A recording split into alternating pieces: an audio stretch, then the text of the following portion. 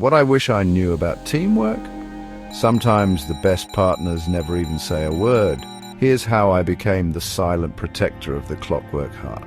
From that day on, I watched over the workshop in silence. The ecto mechanic never saw me. He never spoke to me, but I could tell he believed in something, someone looking out for him. Each morning, he'd leave out the toughest bolts and trickiest gears. By nightfall, I'd have them fixed, piece by stubborn piece. We became an unlikely team, connected by trust, not by words. Out in the vastness of space, even the loneliest mechanic can have a guardian. And sometimes being unseen is the greatest strength of all. After all, every clockwork heart beats stronger with a little help, even if it's from the shadows.